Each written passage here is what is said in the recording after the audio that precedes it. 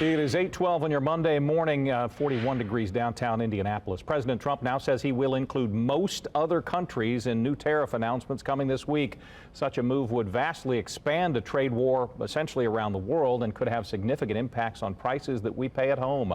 Mike Hicks is the director of the Center for Business and Economic Research at Ball State University and one of our area's leading economists. Sir, thank you for being with us again. Jump in with your reaction to this much wider net the president says he'll cast.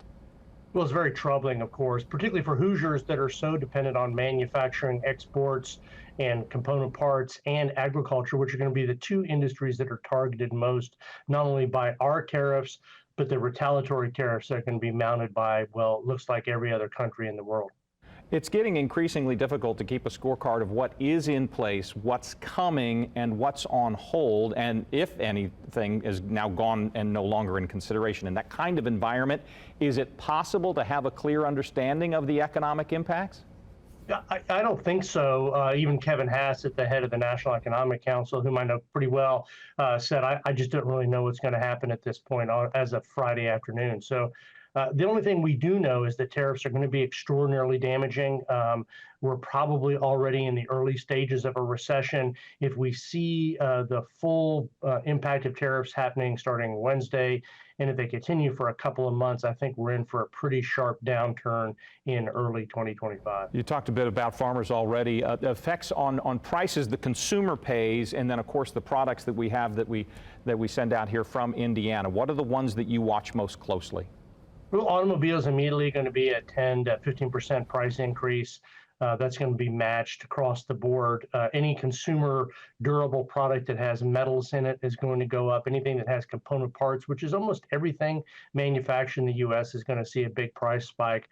I also think that you're going to see, the flip side of that is lower demand, because now there's going to be tariffs placed on our exports.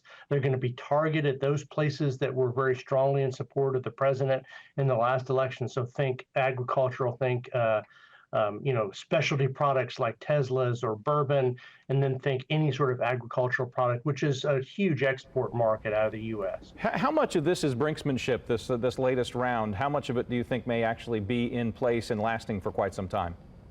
I think it's really risky to make any sort of prognostication like that. What I'm troubled by is there's no sort of end state. There's no better thing that we could get. I mean, the president himself negotiated the current trade agreement with Mexico and Canada in 2018, said it was the best trade deal ever. So I don't know what he's trying to get out of that. Presumably they don't know, or they would have said.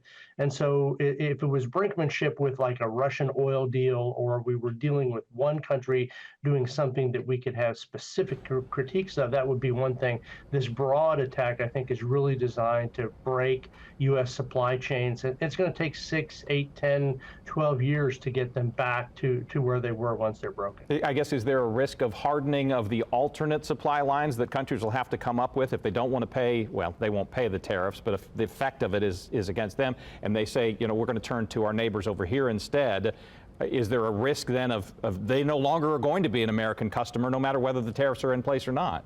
No, absolutely. And we already know that happened with soybeans in China.